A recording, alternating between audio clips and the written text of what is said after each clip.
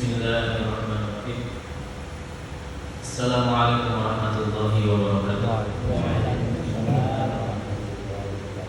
Alhamdulillah nahmaduhu wa nasta'inuhu wa nastaghfiruh wa na'udzu billahi min shururi anfusina wa min sayyiati a'malina.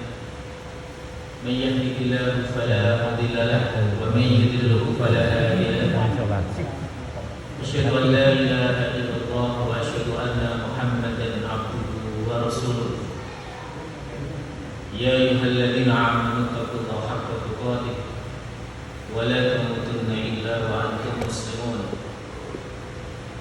Ya ayyuhalladzina amanu taqullaha wa qulu qawlan sadida yuslih lakum a'malakum wa yaghfir lakum dhunubakum wa may yuti'illaha wa rasulahu faqad faza fawzan 'azima.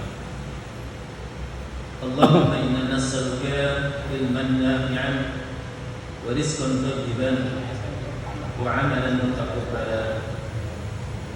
Rabbi ishrah li sadri wa yassir li 'amri wa hlul 'uqdatam min lisani yafqahu qawli. Allahumma inna nas'aluka ilman nafi'an wa rizqan thayyiban wa 'amalan mutaqabbalan. Amin ya rabbal alamin. Bapak Ibu muslimin muslimah, saudara-saudariku yang dirahmati oleh Allah Subhanahu wa taala. Alhamdulillahirabbil alamin. Bersyukur kita kepada Allah malam hari ini kembali kita dipertemukan oleh Allah Subhanahu wa taala di salah satu rumah Allah yang mulia, Masjid Al-Mawaddah. Mudah-mudahan Allah senantiasa mengiringi duduk kita ini dengan berkah dan rahmat-Nya, memberikan pahala, mengampuni dosa-dosa kita, mengangkat derajat kita di sisi Allah Subhanahu wa taala. Amin ya rabbal alamin. Bapak Ibu yang dirahmati oleh Allah, pada pertemuan yang lalu kita sudah membahas tentang kedatangan Nabi Muhammad SAW kepada penduduk Kuba, di mana di situ Rasulullah SAW membangun masjid pertama kali sebelum membangun Masjid Nabawi. Dan sudah kita sampaikan bahwa Masjid Kuba ini letaknya 5 km dari sebelah tenggara kota Madinah. Ya, jaraknya 5 km. Dan kemarin sudah kita bahas bagaimana keutamaan Masjid Kuba. Ada yang masih ingat? Apa keutamaan Masjid Kuba? Yang pertama, barang siapa yang melakukan sholat, baik sholat fardu maupun sunnah, akan mendapatkan pahala sebagaimana pahala umrah. Sebagaimana pahala umrah. Kemudian disebutkan bahwa Masjid Kuba adalah masjidnya orang-orang yang bertakwa, di mana mereka adalah orang-orang yang suka menyucikan dirinya. Dan kebiasaan masyarakat Kuba adalah mereka, maaf kalau buang air besar, buang air kecil, itu selalu membersihkan diri mereka dengan air.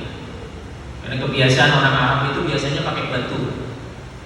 Tapi kebiasaan orang-orang Kuba, penduduk Kuba yang langsung dipuji oleh Allah adalah kebiasaan mereka istinja dengan menggunakan air.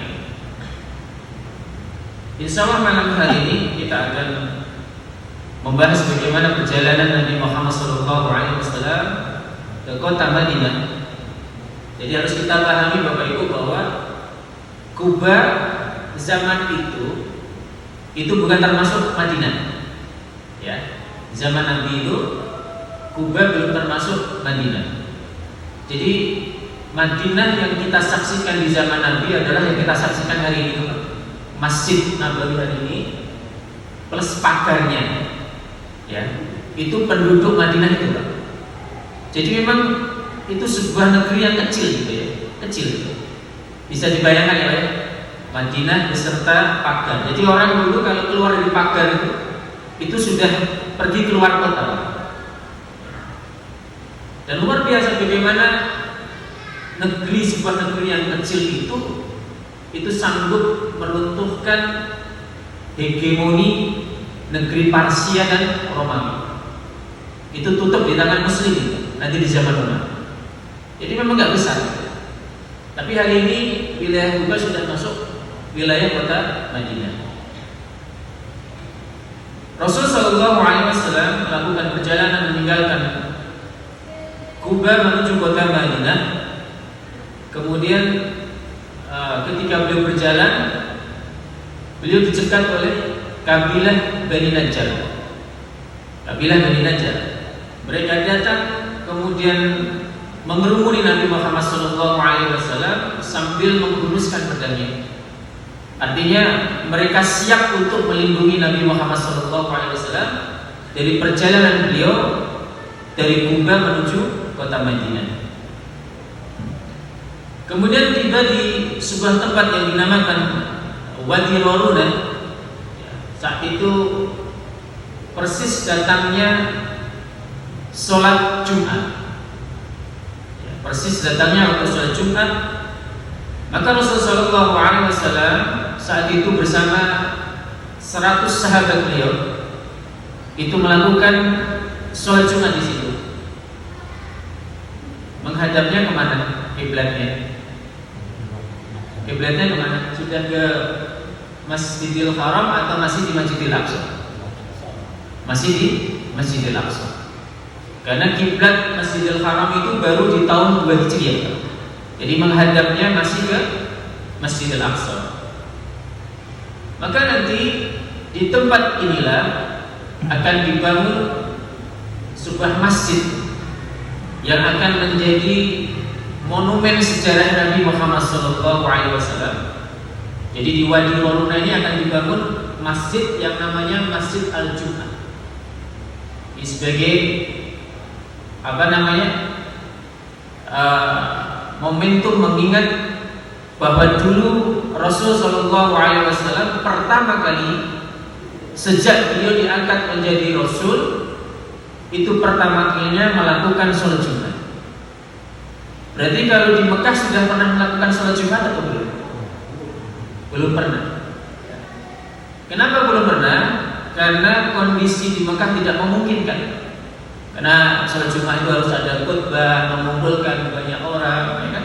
Sementara muslimin dalam kondisi terintimidasi, mendapatkan siksaan dari orang-orang kafir Quraisy. Maka disinilah pertama kali Rasul Shallallahu Alaihi Wasallam itu melakukan sholat Jumat, ya, di lembah Raruna. Rasul Shallallahu Alaihi Wasallam kemudian melanjutkan perjalanan menuju pusat kota Madinah, ya. Dan Nabi berjalan bersama ontanya.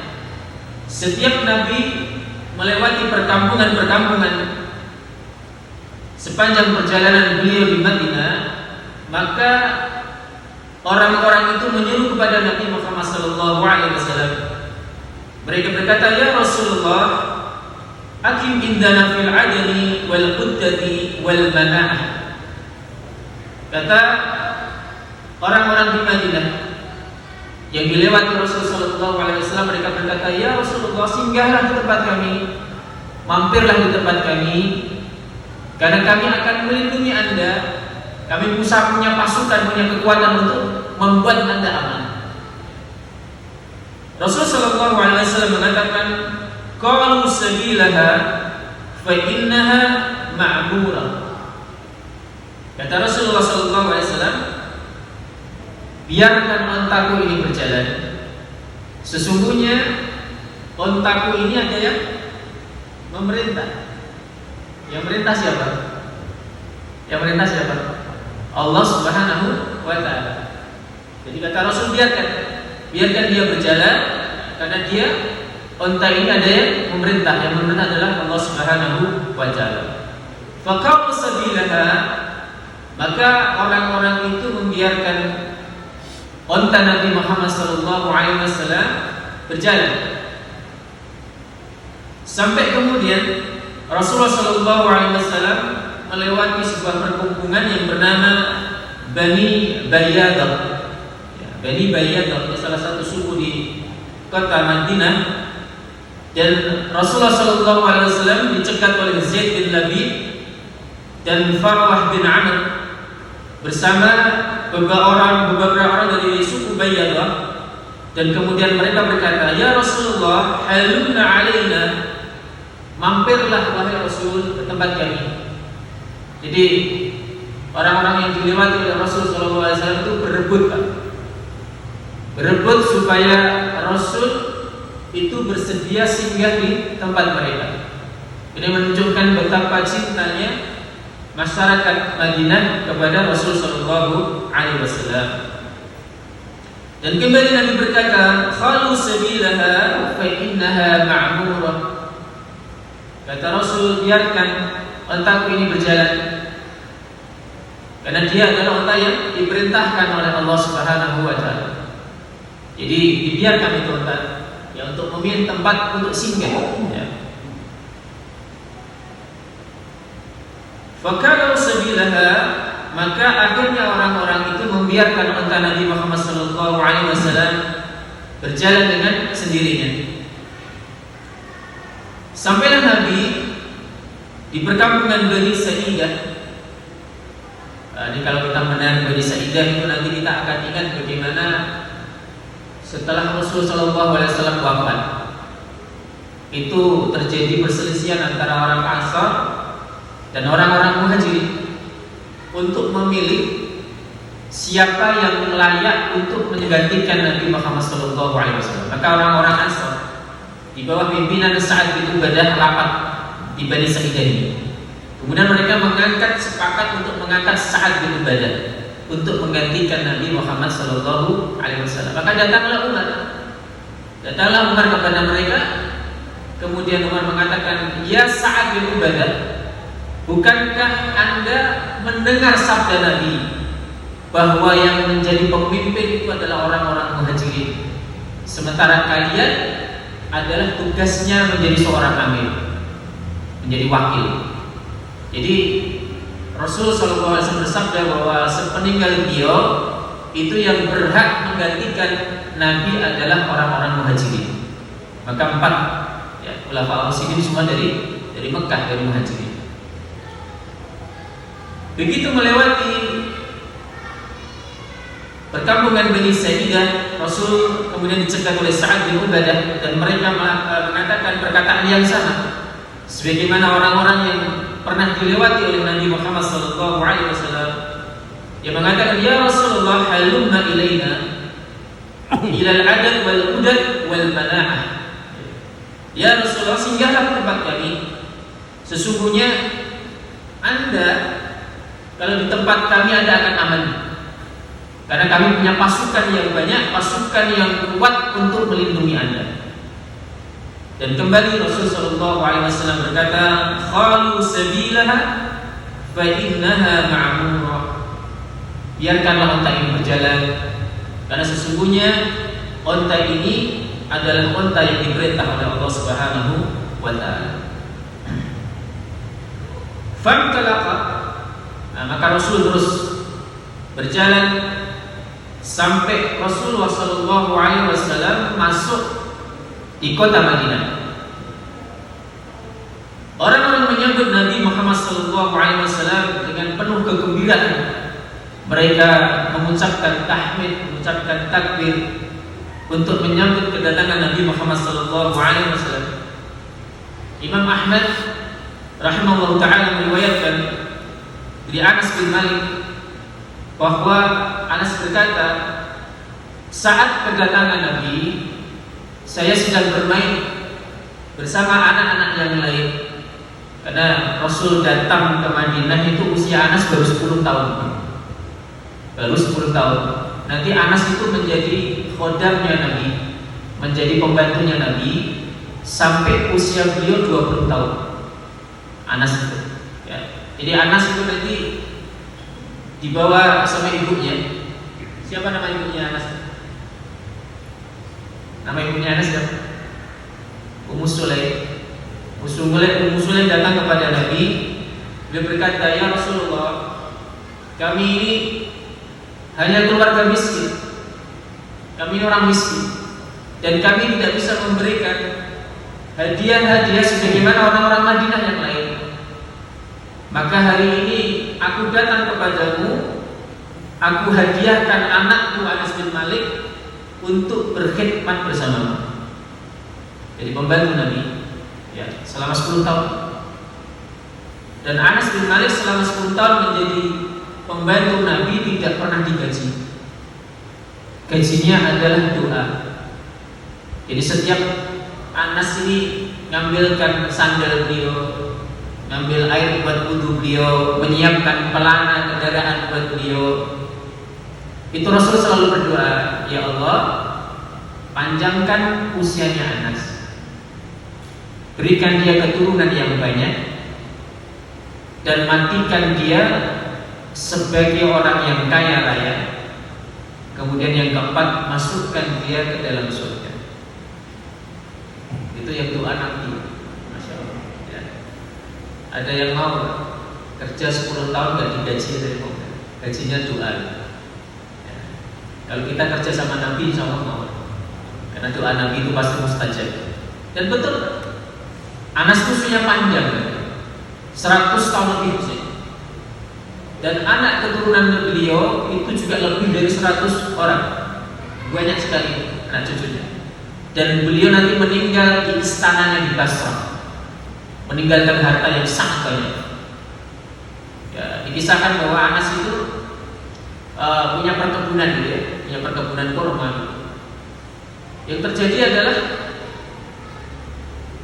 musim kering, itu kebun-kebun yang lain tidak ada yang kena hujan. Itu hanya kebunnya Anas yang kena hujan. Itu saking berkahnya doa Nabi Muhammad SAW.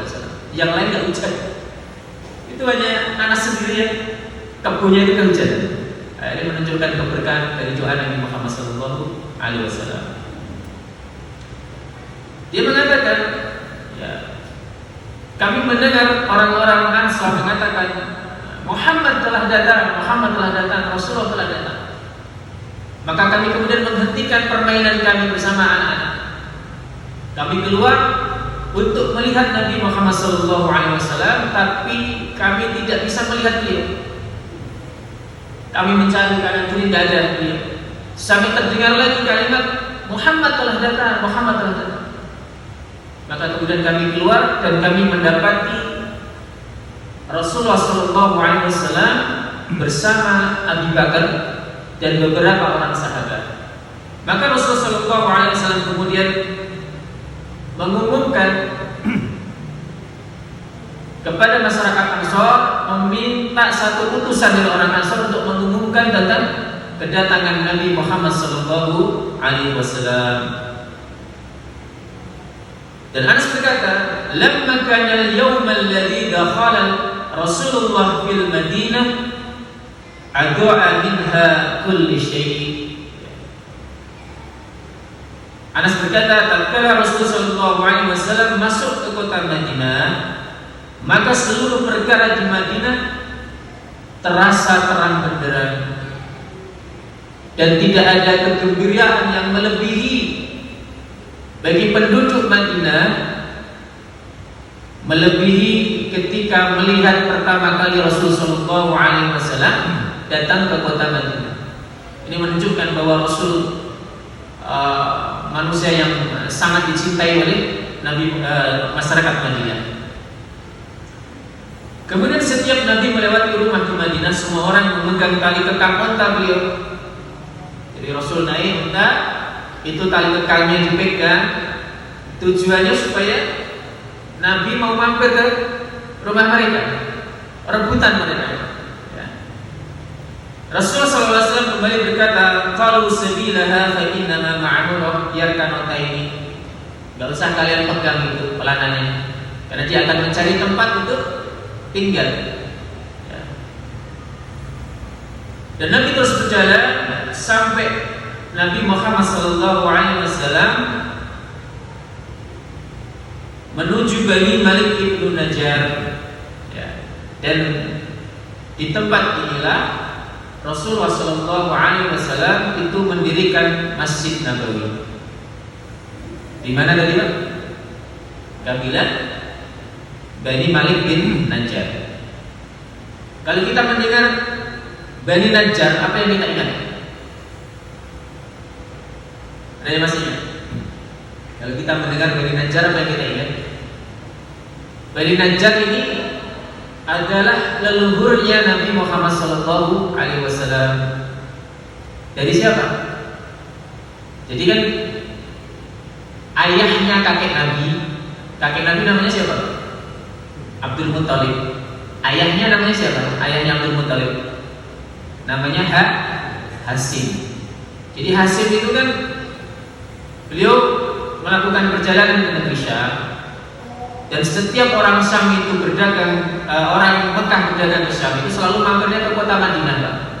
Pasti itu. Ya mau nggak mau mereka harus ke kota Madinah. Ini satu-satunya jalan. Hasim ini mampir di kota Madinah, menikah dengan salah satu putri dari Bani Najjar. Masih ingat namanya siapa? Namanya Salma. Namanya Salma.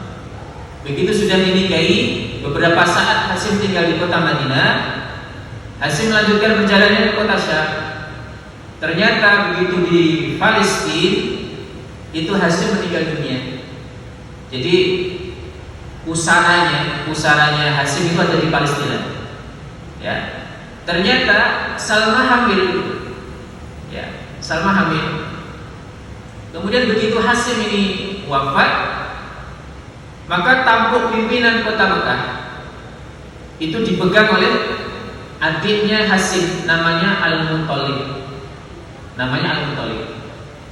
Saat anaknya Hasim yang ditinggal di Madinah itu usianya 8 tahun, itu Al-Muttalib mendengar kabar bahwa ternyata Hasim memiliki anak, nikah di kota Madinah dengan Salma, kemudian punya anak namanya Soibah.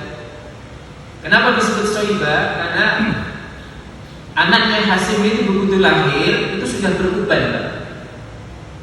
Soibah itu artinya uban. Ya. Maka sampailah Al-Muttalib menjemput Soibah untuk dibawa ke kota Mekah. Ya.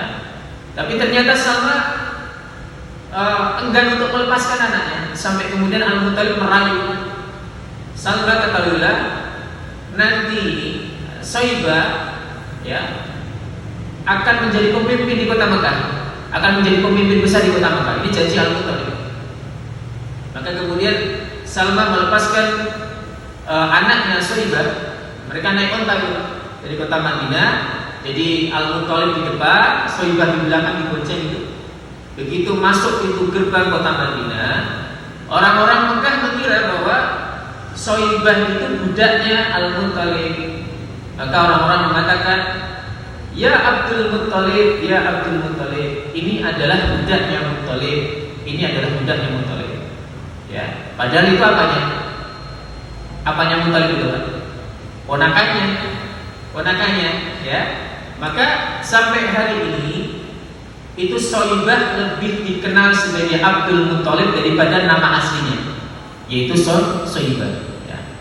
Maka kabilah Malik bin Najjar ini adalah kabilahnya Nabi Muhammad SAW. Ya.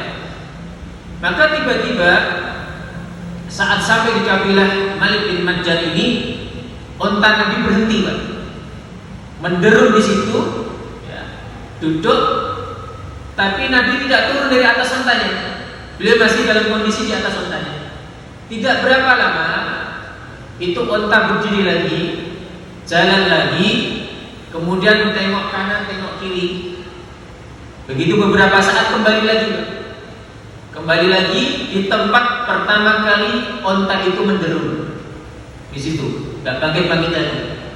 Ya. Maka kemudian Nabi Muhammad SAW mengatakan, Insya Allah ini adalah tempat dibangunnya masjid. Jadi yang milihkan tempat dibangun masjid itu siapa? Onta, atas perintah Allah Subhanahu wa Ta'ala. Disampaikan bahwa tempat menderumnya onta itu adalah tempat untuk mengeringkan kurma. Ya. Jadi kebiasaan orang-orang Madinah dulu untuk mendapatkan hasil kurma yang baik, mereka butuh tempat untuk mengeringkan kurma itu.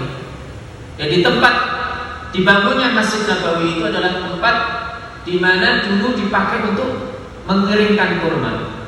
Dan ternyata tempat ini adalah milik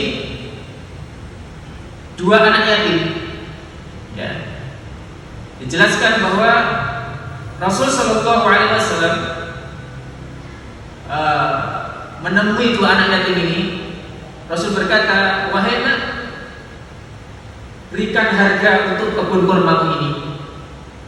Ya, Rasul ingin beli.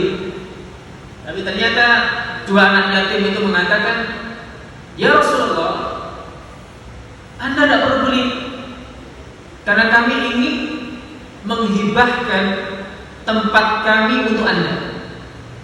Tapi Rasul tidak mau. Rasul tetap memberikan hartanya, membeli tempat pengeringan kurma itu milik dua anak yatim tadi.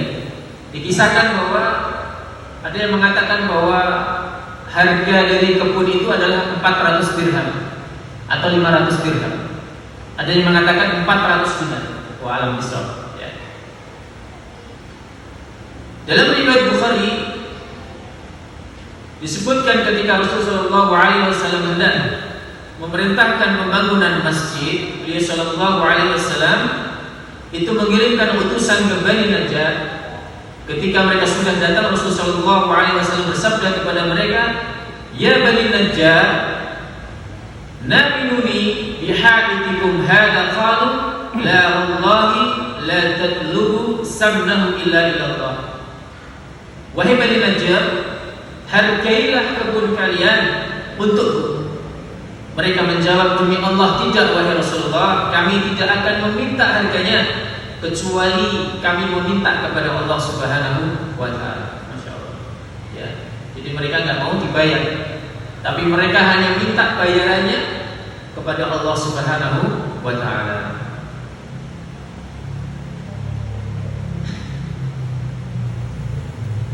Kemudian Nabi Muhammad SAW itu tinggal di rumahnya Abu Ayyub Al-Ansari. Jadi tempat di mana unta tadi menderum itu dekat dengan rumahnya Abu Ayyub Al-Ansari. Rasul berkata, di manakah rumah terdekat dari tempat untaku ini menderum? Itu Abu Ayyub langsung menimpali, ya Rasulullah, ini adalah rumahku. Rumah di mana rumahku ini dekat dengan untamu menderum. Maka kemudian Abu Ayyub Al-Ansari itu mendekati ontanya Nabi, mengambil pelananya Nabi. Ya. Kemudian Abu Ayyub mendahului Nabi masuk ke rumahnya. Di bawah itu pelananya, pelana onta Rasulullah SAW. Begitu masuk, ya Rasul masih di belakang, dicegat sama beberapa orang Madinah. Ya Rasulullah, hendak kemana kalian? Hendak kemana engkau? Ya. Kata Nabi Muhammad SAW, kami hendak menginap di rumahnya Abu Ayyub. Kata mereka, jangan ya Rasulullah, menginaplah di tempat kami, kata mereka. Maka Rasulullah SAW mengatakan, seseorang itu akan tinggal bersama pelananya. Masa saya tinggal di tempatnya Abu Ayyub, pelananya di tempat Abu Ayyub, aku tinggal di tempat, tidak mungkin. Ya. Maka Rasul sampaikan, seseorang itu akan menetap, akan tinggal bersama pelana yang dia miliki. Nah, ini cerdasnya Abu Ayyub Al-Ansari. Ya. Tujuannya ya Pak, supaya Rasul tidak menginap di tempat orang lain. Ya. Sementara Abu Bakar itu menginap di rumahnya Kharijah bin Zaid. Ya, Kharijah bin Zaid, dan nanti Kharijah bin Zaid ini punya putri Pak, namanya Habibah, ya, Habibah binti Kharijah bin Zaid, ya, yang nanti dinikahi sama Abu Bakar. Dinikahi sama Abu Bakar. Jadi Abu Bakar itu punya istri 3 Pak. Yang satu namanya Kafirah, itu nanti punya putri namanya Asma binti Abi Bakar. Kemudian Ummu Ruman, ini adalah ibundanya Aisyah radhiyallahu anha. Kemudian istri ketiga adalah Habibah binti Khadijah bin Zaid. Nanti anaknya Ummu Kulsum. Ya, itu istri-istri Abi Bakar As-Siddiq.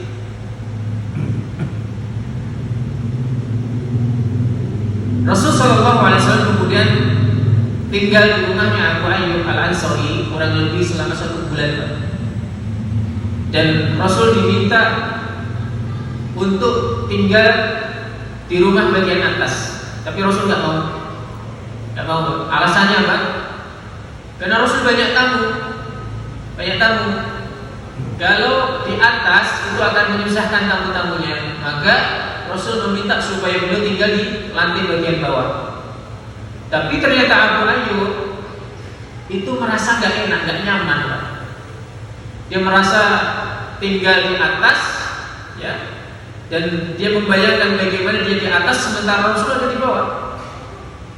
Kayak gak sopan gitu. Sampai diceritakan Bapak Ibu, itu Abu Ayyub sama Ummu Ayyub saking tidak pinginnya kaki mereka di atas peraduan Nabi Muhammad SAW itu mereka tinggal di pinggir-pinggir ruangan. Jadi ini kalau lantai di sini, Nabi di bawah, itu mereka sampai di pinggir-pinggir itu. Khawatir kaki-kaki mereka ada di atas kepala Nabi Muhammad SAW. Bahkan dikisahkan Abu Ayyub sama Ummu Ayyub itu kalau berjalan di atas lantai kamarnya itu sampai jinjit-jinjit.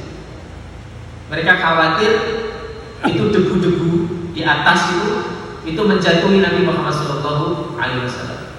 Karena saking gak enaknya Abu Ayyub datang kepada Nabi, ya Rasulullah, sebaiknya Anda di atas. Saya itu gak enak. Masa saya itu berdiri sementara Anda ada di bawah? Kan saya gak mau.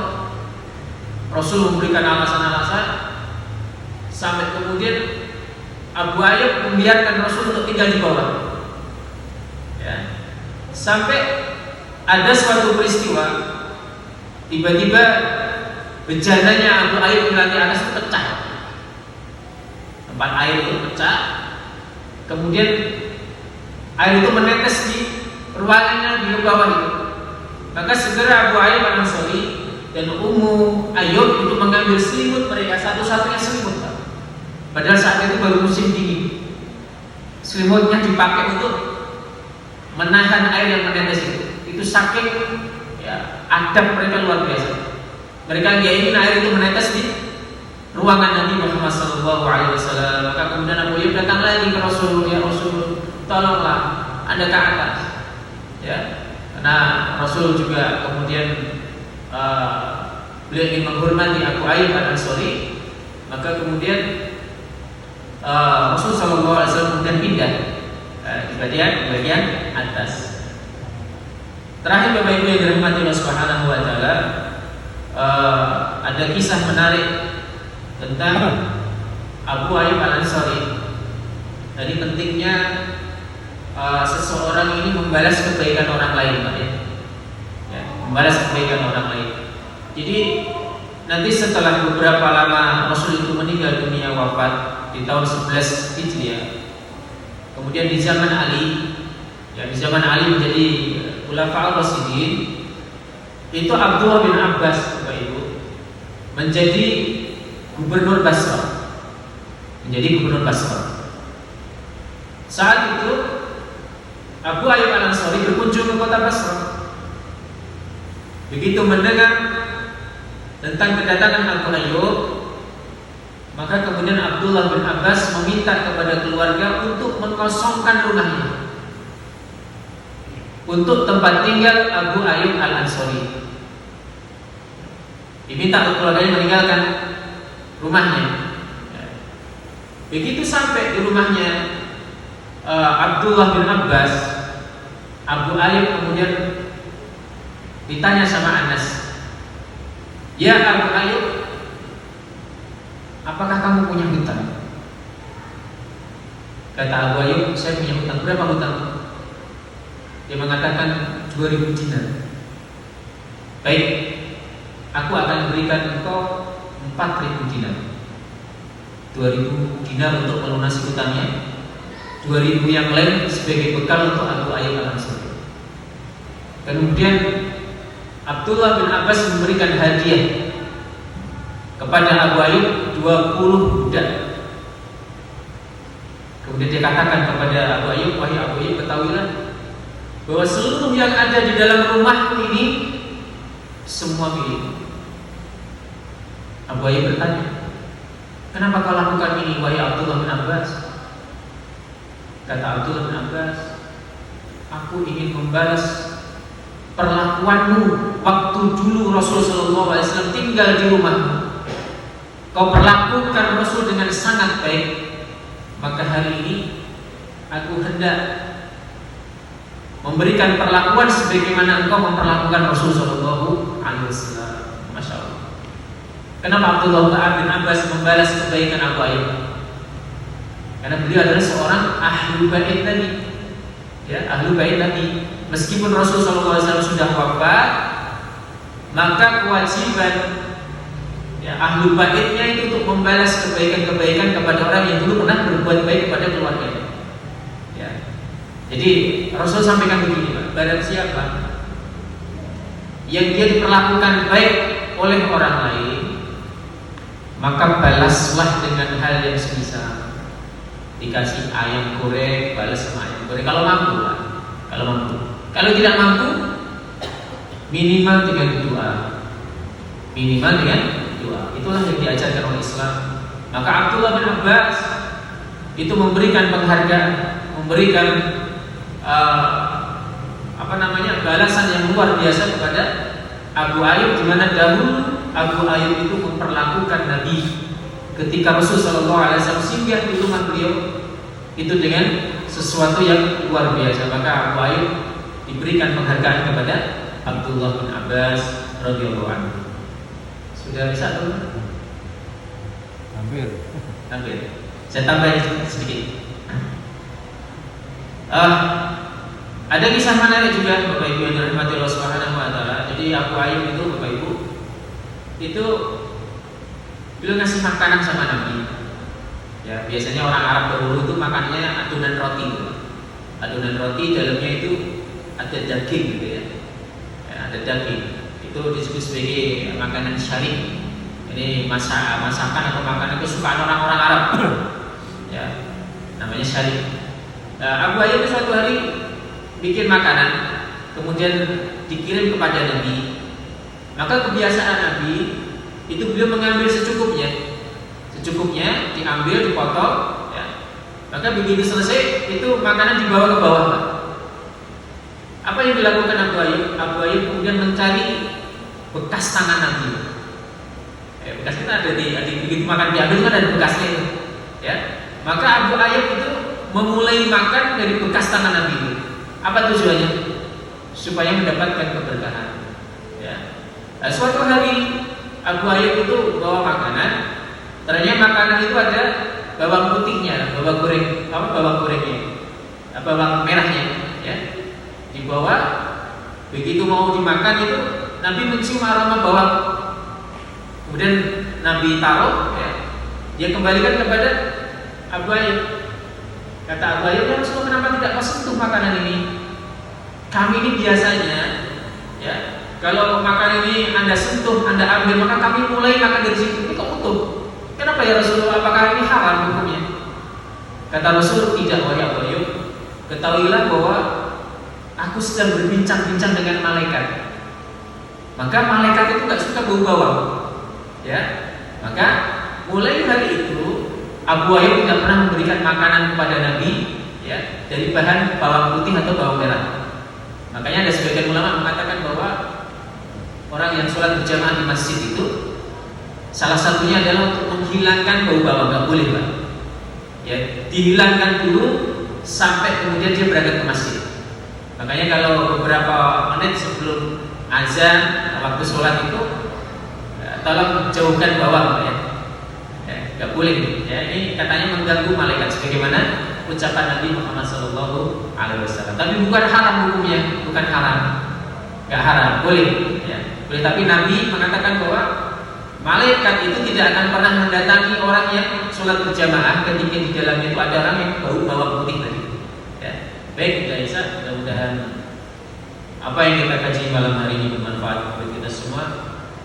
Mari kita tutup sama-sama dengan bacaan kafaratul majlis. Subhanallahumma wa bihamdika asyhadu an la ilaha illa anta astaghfiruka wa atubu ilaik. Wassalamualaikum warahmatullahi wabarakatuh.